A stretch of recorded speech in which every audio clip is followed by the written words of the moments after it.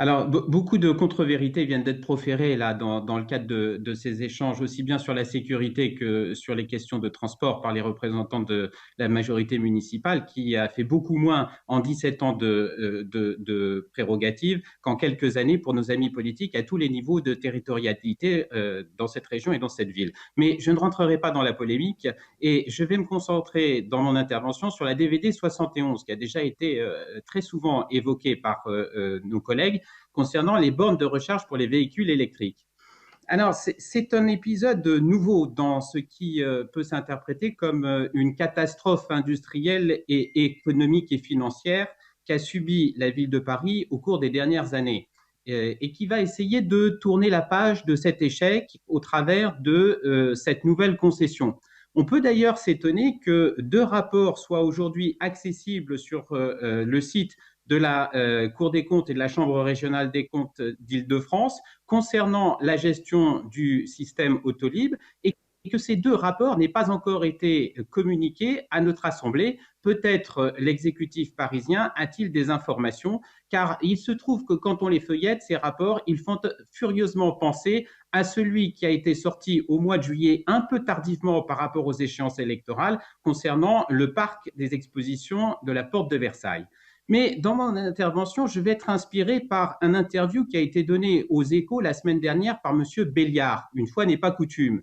Celui-ci semblait regretter certains éléments concernant cette concession qui portaient plutôt sur les aspects concernant l'attributaire et il se félicitait de l'équation économique. En réalité, c'est tout le contraire qu'il faut exposer cet après-midi concernant ce projet de concession.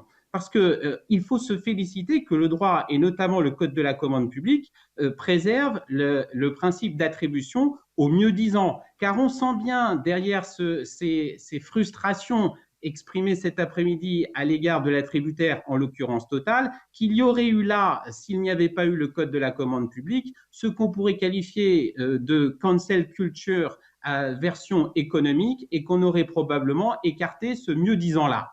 Alors, pour ce qui est de l'équation économique, les chiffres sont assez accablants concernant le modèle économique qui est retenu cet après-midi par la ville de Paris.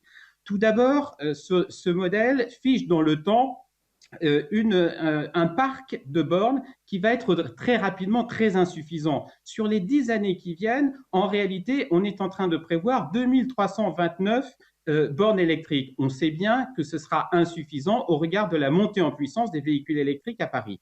Par ailleurs, on change l'infrastructure. C'est finalement de l'obsolescence programmée par l'exécutif parisien, puisque on a décidé de tout casser pour refaire de nouvelles bornes.